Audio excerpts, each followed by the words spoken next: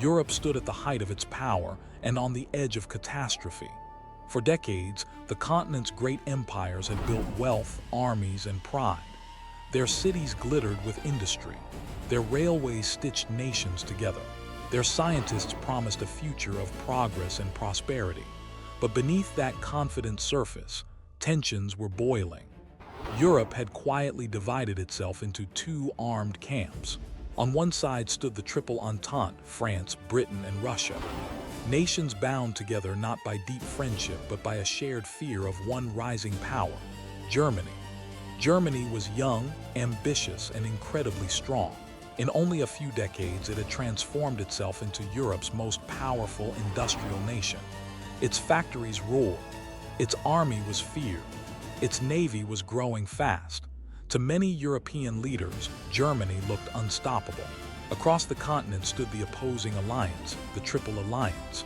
Germany itself, the sprawling but fragile Austro-Hungarian Empire, and Italy, a nation still hoping to expand its influence in Europe. These alliances were supposed to keep the peace. Instead, they created a powder keg, because now any small conflict had the potential to pull in every major power on the continent. And in the summer of 1914, the spark finally came. June 28th, Sarajevo, a tense city in the Balkans, a region already famous for its political violence and nationalist movements. On that morning, Archduke Franz Ferdinand, heir to the throne of the Austro-Hungarian Empire, arrived to inspect imperial troops. Ferdinand was not widely loved. To many Slavic nationalists in the region, the Austro-Hungarian Empire was nothing more than a foreign occupier. Among them was a thin, nervous 19-year-old named Gavrilo Princip. Princip belonged to a secret nationalist network determined to free the Balkans from Austrian control. As the Archduke's motorcade rolled through the streets of Sarajevo, the conspirators took their positions. One attempt failed. Another assassin lost his nerve. For a moment, it looked like the plot had collapsed. Then fate intervened. The Archduke's driver made a wrong turn. The car stopped, and by pure coincidence, it stopped directly in front of Gavrilo Princip. Princip stepped forward. He raised his pistol and fired 2 shots. Within minutes, both Archduke Franz Ferdinand and his wife Sophie were dead. It was an assassination that shocked Europe. But at first, few people realized how dangerous it truly was. Political assassinations had happened before. Empires had survived them. Yet this time was different.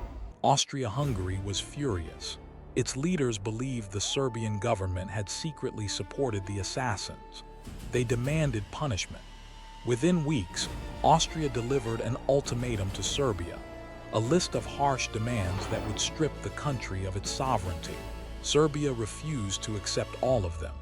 And on July 28, 1914, Austria-Hungary declared war. Within hours, Austrian artillery began shelling the Serbian capital of Belgrade. The conflict that followed would spiral far beyond the Balkans, because Serbia had a powerful protector, Russia, and Russia was already preparing to fight. Russia now faced a choice that would change the course of history. For centuries, the Russian Empire had seen itself as the protector of Slavic peoples across Eastern Europe and the Balkans. Serbia, a fellow Slavic nation, was more than just an ally. To many Russians, it was a brother nation under threat. Tsar Nicholas II, ruler of the vast Russian Empire, felt enormous pressure to act. If Russia abandoned Serbia, it would lose prestige and influence across the Balkans. Worse still, it would allow Austria-Hungary and its powerful ally Germany to dominate the region. So the Tsar made a fateful decision.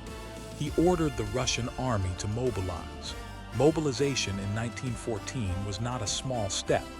Armies were massive, complicated machines that relied on railways, timetables, and millions of reservists. Once mobilization began, it was almost impossible to stop.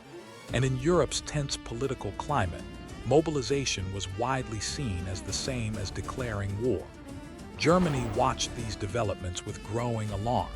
Its leaders believed they were being slowly surrounded by enemies. France stood to the west, Russia stood to the east, If both attacked at once, Germany would face a nightmare scenario, a two-front war.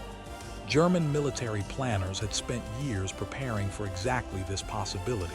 Their solution was known as the Schlieffen Plan. The strategy was simple in theory, but breathtakingly ambitious. Germany would strike first against France, using overwhelming force. Its armies would sweep through neutral Belgium, bypass France's strong border defenses, and encircle Paris. France would be defeated quickly, perhaps in just 6 weeks. Then Germany could shift its armies eastward to face the slower mobilizing Russians. It was a bold gamble, but it depended on speed, surprise, and absolute precision. Now events were moving too fast to stop. On August 1, 1914, Germany declared war on Russia. 2 days later, Germany declared war on France. Within days, millions of soldiers across Europe began moving toward the front. Train stations filled with cheering crowds. Young men marched through city streets beneath waving flags. Many believed the war would be short. Some even welcomed it. In capitals across Europe, politicians promised their people that victory would come quickly. Home by Christmas, soldiers joked. But the coming war would shatter those illusions. Because when German armies began executing the Schlieffen Plan, they faced an obstacle that would change everything. The plan required Germany to march through Belgium, a small neutral country that stood directly in the path of the German advance. Belgium had declared its neutrality decades earlier, and its independence was guaranteed by several European powers, including Britain. But German commanders believed they had no choice. If they attacked France directly across the border, the advance would stall against powerful fortifications. So on August 4, 1914, German troops crossed into Belgium. It was a decision that would pull another powerful nation into the war: Britain. For Britain, Belgium's neutrality was not just a treaty obligation, it was a matter of national security. If Germany controlled the Belgian coast, it would threaten Britain directly across the English Channel. So Britain issued an ultimatum to Berlin: withdraw from Belgium or face war. Germany ignored the demand, and that same day, Britain declared war on Germany. What had begun as a regional conflict in the Balkans had now exploded into a European war. 6 million soldiers were already marching, and the bloodiest conflict the world had ever seen had just begun. The German invasion of Belgium moved with terrifying speed. Columns of soldiers advanced across the countryside. Artillery thundered. Railways carried thousands of troops deeper into the small kingdom every hour. But the Germans quickly discovered something they had not expected. Belgium would not simply step aside. The Belgian army, though far smaller than Germany's, resisted fiercely. At the fortified city of Liege, Belgian troops held strong defensive positions that blocked key roads and railways. For several critical days, they slowed the German advance. Those days would prove priceless for the Allies, because while the Belgians fought, France and Britain were rushing to mobilize their own armies. The German army eventually forced its way through Liege using massive siege artillery. But the delay had already disrupted the precise timetable of the Schlieffen Plan, and the invasion itself had another consequence. German soldiers, suspicious of civilian resistance and terrified of guerrilla attacks, began responding with brutal reprisals. Entire villages were burned. Civilians were shot. In the town of Leuven, historic buildings, including the famous university library, were destroyed by fire. Across Europe and the United States, reports of these actions spread rapidly. Some stories were exaggerated by Allied propaganda, but many were real. The image of German troops committing atrocities in Belgium shocked international opinion and turned many neutral observers against Germany. Meanwhile, the war was expanding at breathtaking speed. France launched its own offensive under a strategy known as Plan XVII. French commanders believed bold attacks would drive German forces back across the border. Instead, French armies ran straight into heavily defended German positions. In the brutal battle of the frontiers, French troops wearing bright uniforms advanced bravely into modern machine gun fire. The result was devastating. Within weeks, both sides had suffered enormous casualties. At the same time, Britain sent a professional army to help France. This force, known as the British Expeditionary Force, was small but highly trained. In August 1914, British soldiers first met German forces near the Belgian town of Mons. The British fought skillfully, inflicting heavy losses, but they were badly outnumbered. Soon, both British and French armies were forced into a long retreat southward. Across northern France, the German advance seemed unstoppable.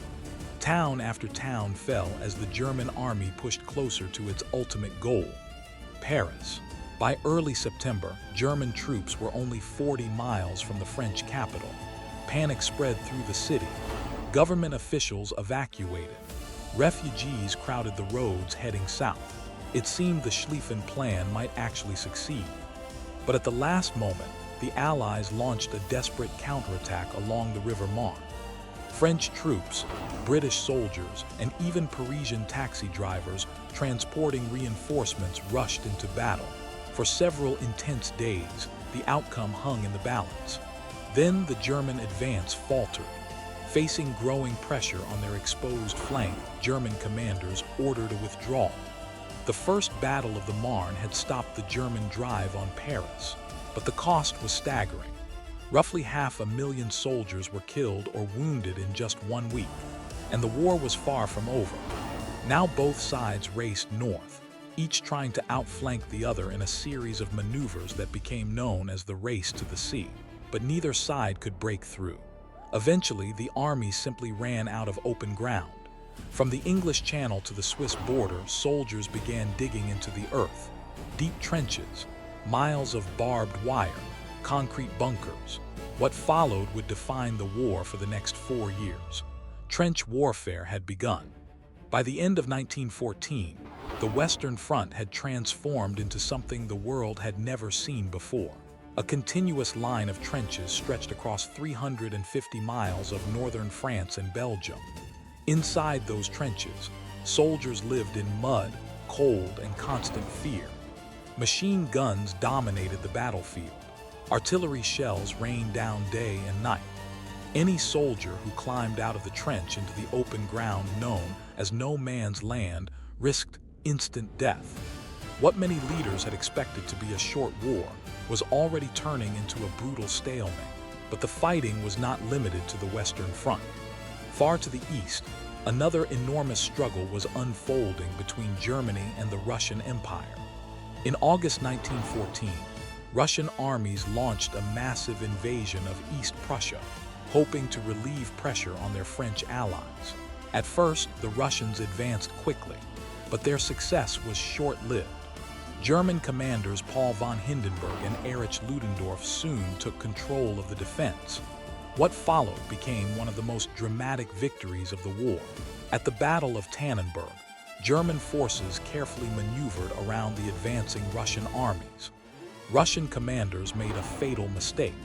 Their forces communicated using uncoded radio messages, allowing German intelligence to intercept their plans. Using this information, Hindenburg and Ludendorff surrounded a Russian army. The result was catastrophic. More than 90,000 Russian soldiers were captured, and an entire army was effectively destroyed. The victory electrified Germany. Only weeks later, German forces struck again at the Masurian Lakes, pushing Russian troops into another retreat. Within just 6 weeks of fighting, the Russian army had suffered nearly 300,000 casualties. Yet despite these defeats, Russia's vast size meant it could continue fighting. Meanwhile, Germany's ally Austro-Hungary faced its own battles. In the Balkans, Austrian forces invaded Serbia, hoping to crush the nation that had triggered the war. Instead, they suffered humiliation. At the Battle of Sur, Serbian forces defeated the invading Austrians and forced them to retreat. It was the first Allied victory of the war. Austria-Hungary also struggled against Russian forces in Galicia, where its armies suffered massive losses. In just a few months, More than 300,000 Austro-Hungarian soldiers were killed, wounded, or captured. The fortress city of Przemysl was surrounded by Russian troops and placed under siege. By the end of 1914, the Austro-Hungarian Empire was already under severe strain, and the war was still expanding. In November 1914, the Ottoman Empire, which controlled much of the Middle East, entered the conflict on the side of Germany and Austria-Hungary. Ottoman warships attacked Russian ports on the Black Sea, bringing yet another vast region into the war.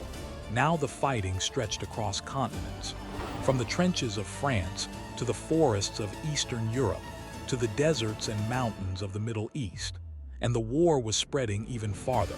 European empires controlled territories across Africa and Asia, and those colonies soon became battlefields as well. German troops clashed with British forces in East Africa. Allied armies seized the German colony of Togoland, but in several early battles, German colonial forces achieved surprising victories. At Tanga, a much smaller German force defeated a larger British invasion army under the command of Colonel Paul von Lettow-Vorbeck. German troops in East Africa would wage a remarkable guerrilla campaign that tied down thousands of Allied soldiers for years. By the winter of 1914, the war had already become global, and still, the worst was yet to come. By the winter of 1914, the optimism that had filled Europe at the start of the war was already fading. The fighting had been far more brutal than anyone expected. Millions of soldiers were locked in combat across multiple continents. Casualty lists grew longer every week. Yet on the Western Front, something remarkable happened. In some sectors during Christmas of 1914, the guns fell silent. Along the cold, muddy trenches, soldiers cautiously peered across no man's land. Instead of rifle fire, they heard something unexpected. Singing. German troops began singing Christmas carols from their trenches. Soon British soldiers answered with songs of their own.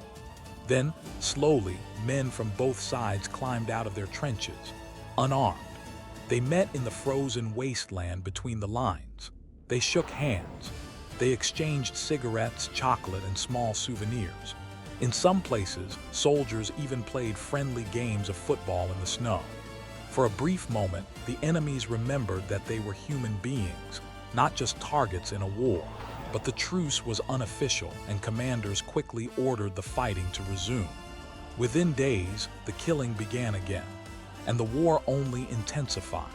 By early 1915, the scale of the conflict had become staggering. Roughly 1 million soldiers had already been killed or wounded. The Central Powers Germany, Austria-Hungary, and the Ottoman Empire now faced a growing coalition of enemies. Britain, France, Russia, Serbia, Belgium, Japan, and several smaller allies. At sea, another deadly contest was unfolding. Britain possessed the most powerful navy in the world, and it used that advantage to impose a naval blockade on Germany. British warships patrolled the North Sea, preventing ships from delivering food, fuel, and raw materials to German ports. The goal was simple: starve Germany's economy, cut off its supplies, and slowly weaken its ability to wage war. Germany had its own response, a new and terrifying weapon: the submarine. German U-boats could travel thousands of miles beneath the ocean's surface and attack without warning. Their primary targets were merchant ships carrying supplies to Britain. In September 1914, a German submarine sank the British cruiser HMS Pathfinder, marking the first successful use of a submarine-launched torpedo in naval warfare. Soon the oceans became dangerous hunting grounds. Merchant ships could vanish beneath the waves within minutes. The war at sea had entered a new and unpredictable phase. Meanwhile, on land, the stalemate of trench warfare continued. Both sides searched desperately for ways to break through the enemy's defenses. In March 1915, British forces launched an attack at Neuve-Chapelle, hoping to punch a hole in the German line. The assault achieved some early success, but the advance quickly stalled against barbed wire, machine guns, and artillery fire. The cost was terrible. Within days, British and Indian troops had suffered 11,000 casualties, and still the trenches remained. Then in April 1915, the Germans introduced a weapon that shocked the world. At the Second Battle of Ypres, German troops released clouds of poison chlorine gas across the battlefield. As the greenish cloud drifted toward Allied trenches, soldiers began choking and collapsing. Thousands fled in panic. It was the first large-scale use of chemical weapons on the Western Front. Soon both sides began producing gas of their own. Gas masks became standard equipment for soldiers. The war was becoming more industrial, more technological, and far more deadly. While the war raged in Europe, Allied leaders searched for a way to break the deadlock. Their attention soon turned to a narrow stretch of water separating Europe from Asia, the Dardanelles Strait. This strategic waterway connected the Mediterranean Sea to the Black Sea, and beyond it lay Constantinople, the capital of the Ottoman Empire. If the Allies could force their way through the Dardanelles, they believed they could knock the Ottoman Empire out of the war. It would also open a vital sea route to supply their struggling Russian ally. In early 1915, a powerful Allied fleet sailed toward the strait. British and French battleships began bombarding Ottoman coastal defenses, hoping to clear the way for a naval breakthrough. At first, the plan seemed promising, but the Dardanelles were heavily defended. Hidden minefields and well-positioned artillery batteries waited for the attackers. On March 18th, disaster struck. Several Allied battleships struck mines and sank within minutes. Others were badly damaged. The naval assault was abandoned. But instead of giving up, Allied leaders decided to attempt something even more ambitious: a full-scale land invasion. In April 1915, Allied troops began landing on the Gallipoli Peninsula. Among them were soldiers from Britain, France, and thousands from Australia and New Zealand, the Anzacs. Their mission was to capture the high ground overlooking the straits and destroy the Ottoman defenses.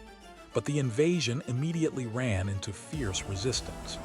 Ottoman troops, commanded by capable officers including Mustafa Kemal, defended the steep hills and ridges with determination. As Allied soldiers climbed ashore under heavy fire, many were pinned down just yards from the beaches. What followed was months of brutal fighting. Both sides dug trenches along the rocky hillsides, creating yet another deadly stalemate. Conditions were miserable. The summer heat brought swarms of flies and disease. Water was scarce. Bodies often lay unburied in the scorching sun. Despite repeated attacks, the Allies failed to break through. By the end of the year, the campaign had become a costly disaster. More than 250,000 casualties had been suffered on each side.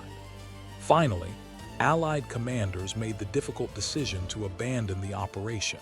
In one of the most carefully executed evacuations in military history, Allied troops secretly withdrew during the winter of 1915. Not a single soldier was lost during the final evacuation, but the Gallipoli campaign had achieved nothing. Meanwhile, another tragedy was unfolding within the Ottoman Empire itself. In 1915, the Ottoman government began the mass deportation of Armenians, a Christian minority group long suspected of sympathizing with Russia. Armenian communities were forced from their homes and marched toward the deserts of Syria. Many died from starvation, disease, or outright massacre along the way. Historians estimate that over 1 million Armenians perished during these events. The Allies condemned the killings as a crime against humanity. To this day, the events remain one of the most controversial and tragic chapters of the war. As 1915 drew to a close, the situation looked grim for the Allies. Their offensives had failed, casualties had mounted, and the war showed no sign of ending. Instead, both sides were preparing for even larger and more destructive battles in the years ahead. By the beginning of 1916, the war had already transformed the world. What had once been expected to last a few months had now stretched into its second year. Entire societies were reorganizing themselves around the demands of total war. Factories that once produced consumer goods now churned out rifles, artillery shells, and uniforms.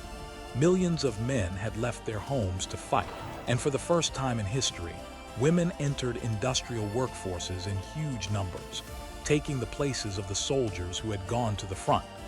Across Europe, governments tightened control over economies, transportation, and food supplies.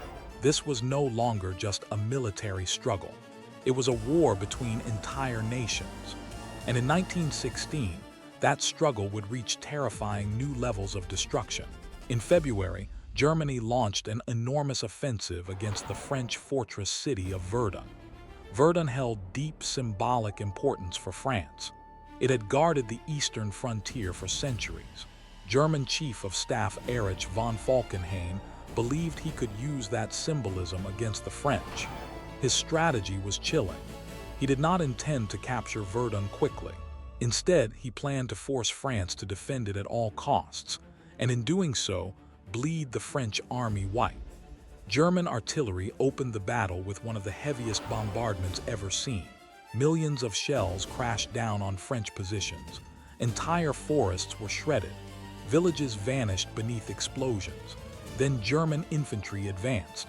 French soldiers fought desperately to hold their ground. Reinforcements were rushed into the city along a single supply road that became known as the Sacred Way. For months, the battle raged. Units rotated in and out of the front line like pieces in a giant machine. Soldiers described Verdun as a meat grinder, a place where divisions were destroyed almost as quickly as they arrived.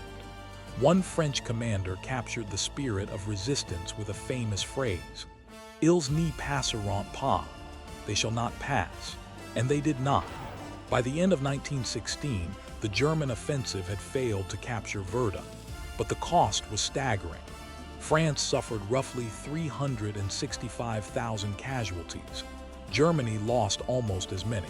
Verdun became one of the bloodiest battles in human history. Yet while Verdun raged, the Allies launched another massive offensive elsewhere along the Western Front. In July 1916, British and French forces attacked along the River Somme. The goal was simple: break through the German lines and relieve pressure on the French at Verdun. For days before the attack, Allied artillery pounded German positions with more than 1 million shells. Commanders believed the bombardment had destroyed enemy defenses. They were wrong. On July 1, 1916, waves of British soldiers climbed out of their trenches and advanced across no man's land. German machine guns were waiting. Within hours, the battlefield became a slaughter. By the end of the first day alone, the British Army had suffered 57,000 casualties. Nearly 20,000 soldiers were killed. It remains the deadliest day in British military history. And yet the battle continued. For 5 months, both sides poured men and weapons into the fighting. In September, the British introduced a strange new machine onto the battlefield, an armored vehicle designed to cross trenches and crush barbed wire. It was called the tank. The early machines were slow and unreliable, but they hinted at the future of warfare. When the Battle of the Somme finally ended, the Allies had advanced just 10 miles. The cost was almost unimaginable. More than 1 million soldiers had been killed or wounded. By the end of 1916, the war had settled into a brutal pattern. Massive offensives were launched with high hopes.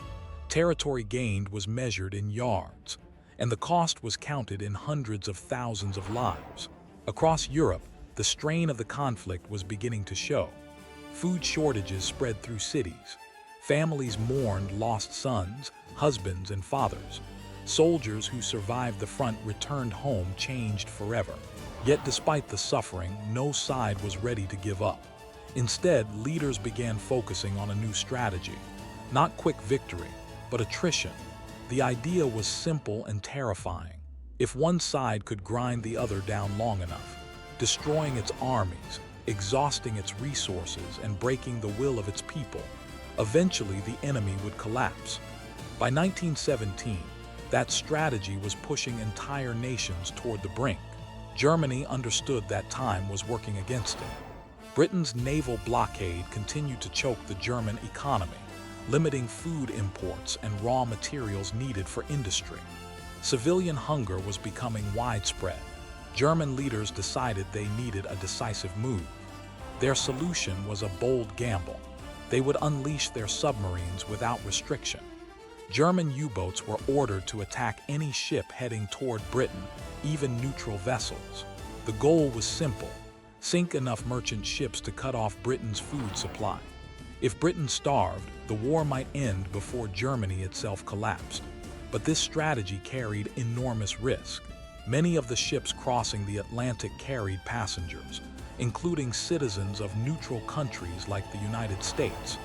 If American lives were lost, it could provoke the United States into joining the war. Germany's leaders believed they could still win the gamble, but events soon began moving beyond their control. In early 1917, a British intelligence team intercepted a secret message sent by Germany's foreign minister, Arthur Zimmermann. The telegram was intended for the German ambassador in Mexico. Its contents were explosive. Germany proposed that if the United States entered the war against them, Mexico should attack the United States. In return, Germany promised support and the possible return of lost territories such as Texas, Arizona, and New Mexico. When the message became public, it shocked Americans. At the same time, German submarines were already sinking ships carrying American passengers and goods. Public anger grew rapidly. For years, President Woodrow Wilson had tried to keep the United States neutral, but by April 1917, neutrality was no longer possible. The United States declared war on Germany. For the Allies, the decision was a turning point. America possessed enormous industrial power, vast financial resources, and millions of potential soldiers. But it would take time to mobilize that strength. In the meantime, the war continued to grind on, and in another corner of Europe, an empire was already collapsing under the pressure of the conflict. Russia. Years of military defeats, food shortages, and political unrest had pushed the country toward revolution. In March 1917, riots erupted in the capital city of Petrograd. Workers marched through the streets demanding bread. Soon soldiers joined them. The unrest spread rapidly. Within days, the unthinkable happened. Tsar Nicholas II, the ruler of Russia for more than 2 decades, was forced to abdicate the throne. After centuries of imperial rule, the Russian Empire had fallen. But the revolution had only just begun. After the fall of Tsar Nicholas II, Russia's future became deeply uncertain. A provisional government took control in Petrograd, promising democratic reforms and a new political order. But it faced an impossible challenge.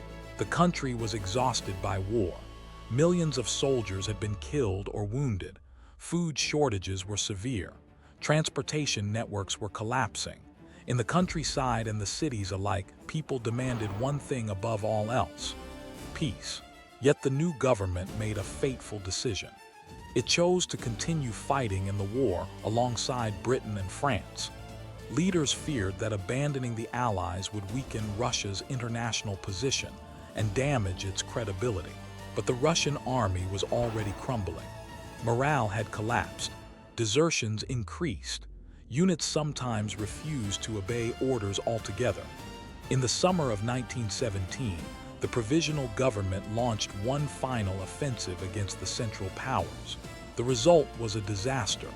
German and Austro-Hungarian forces quickly counterattacked, and Russian troops fled in massive numbers.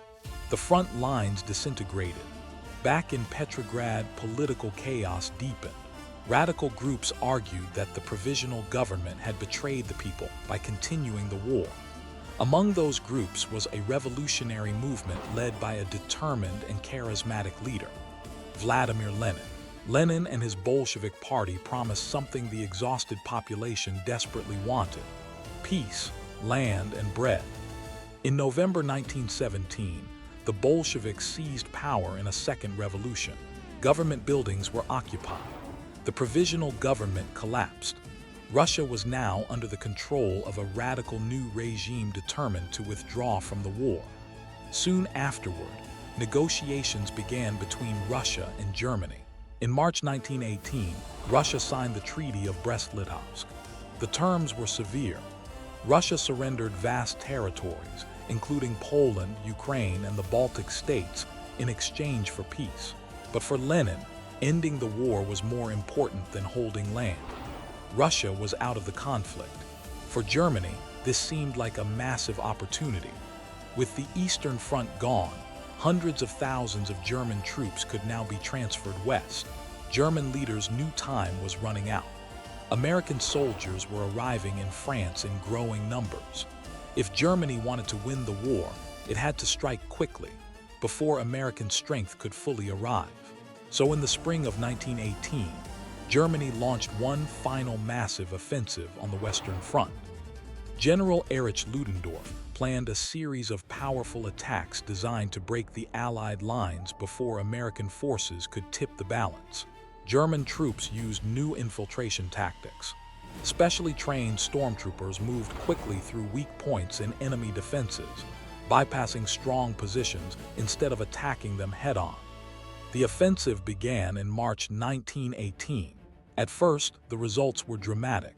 German forces smashed through parts of the British Fifth Army and advanced rapidly. Allied troops fell back under heavy pressure. For the first time in years, the stalemate of trench warfare seemed to be breaking. German armies surged forward across ground that had been frozen for years. But the offensive faced a critical problem. German soldiers were exhausted. Supplies struggled to keep up with the advance, and the Allies were beginning to organize a unified command under French General Ferdinand Foch. Meanwhile, fresh American troops were arriving every day. The final phase of the war had begun. By the summer of 1918, the war was approaching its final, decisive phase. Germany had thrown everything it had into Ludendorff's Great Spring Offensive. At first, the attacks shocked the Allies. German stormtroopers punched deep holes in the front lines, and in some sectors, the advance reached nearly 40 miles, the greatest movement on the Western Front since 1914. For a moment, it looked as if Germany might actually win the war, but success came at an enormous cost. German casualties mounted quickly, supplies were stretched thin, and most importantly, the offensive failed to achieve its main objective. The Allied armies were battered, but not broken, and now a new force was arriving on the battlefield in growing numbers. The United States Army.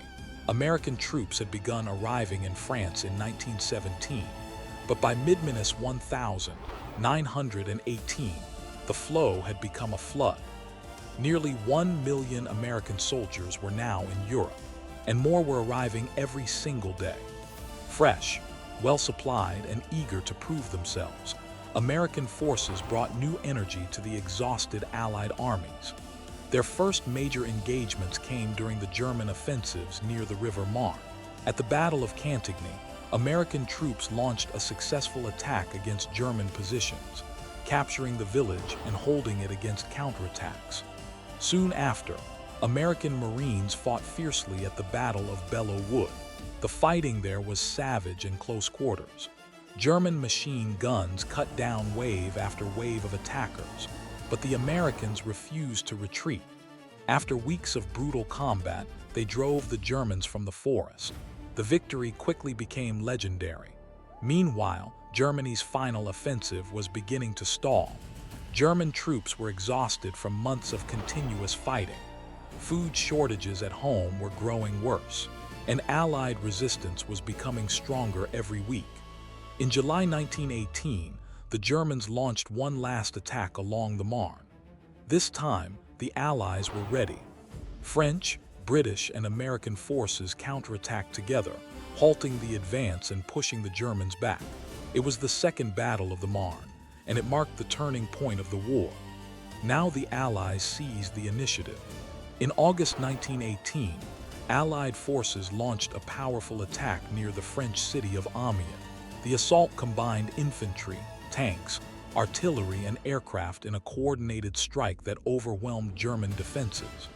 Within a single day, Allied troops advanced nearly 7 miles, an extraordinary distance after years of trench warfare.